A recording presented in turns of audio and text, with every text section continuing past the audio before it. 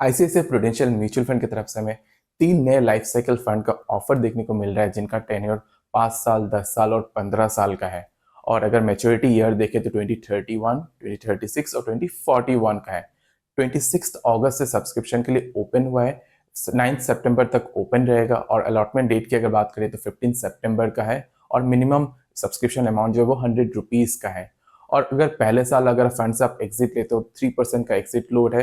अगर दूसरे साल आप एग्जिट लेते हो तो 2% का है। और अगर तीसरे साल अगर आप एग्जिट लेते हो तो 1% एग्जिट लोड है। अब ये लाइफ साइकिल फंड होता क्या है? आज से ठीक 6 महीने पहले सेबी ने जो है सोल्यूशन ओरिएंटेड कैटेगरी को हटा के जो है लाइफ साइकिल फंड कैटेगरी को इंट्रोड्यूस किया था, जो कि एक बेटर स्ट्रक्चर्ड कैटेगरी है अगर सोल्यूशन ओरिएंटेड कैटेगरी से कंपेयर करें तो। और एक गोल बेस्ड कैटेगरी होता है जिसमें मान लीजिए आने वाले 5 साल, 10 साल, 15 साल या फिर 20 साल में जो है आपका कुछ प्लान है तो उसके हिसाब से जो आप फंड चूज कर सकते हो, उसमें पैसा इन्वेस्ट कर सकते हैं।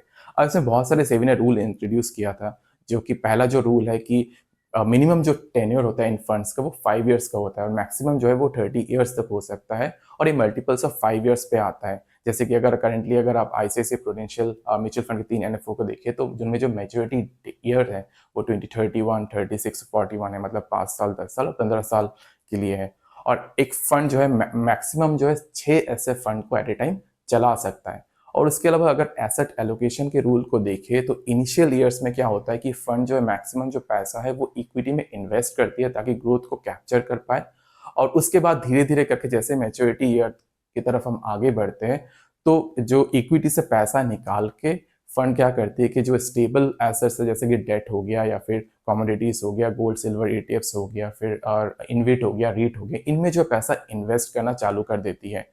तो उससे क्या होता है कि मान लीजिए आपने डिसाइड किया कि जो 2041 वाला फंड है उसमें आपको पैसा इन्वेस्ट करना है, जिसका जो मैच्योरिटी डेट है आज से 15 साल बाद है।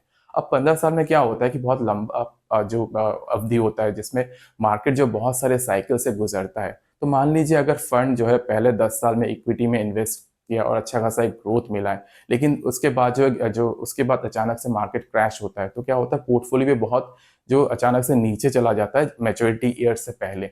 तो उससे बचने के लिए जो इस पर्टिकुलर कैटेगरी इस रूल को लाया गया था कि इनिशियल ईयर्स में आप ग्रोथ को कैप्चर करो, उसके बाद उसमें से पैसा निकाल के स्टेबल एसेट पे लगाना चालू कर दो। इसके अलावा अगर आप मैच्योरिटी डेट तक रहते हैं फंड के साथ तो क्या होता है कि या तो ऑटोमेटिकली आपका जो अमाउंट है वो जो रिडीम होके आपके अकाउंट में आ जाएगा, या फिर लास्ट ईयर जो है फंड आपको ऑप्शन दे सकती है कि पूरे फंड को जो है किसी और फंड के साथ जो है मर्ज किया जाए। तो उसके बाद आपके कंसर्न के हिसाब से जो वो फर्दर जो एक्शन है वो डिसाइड कर सकती है।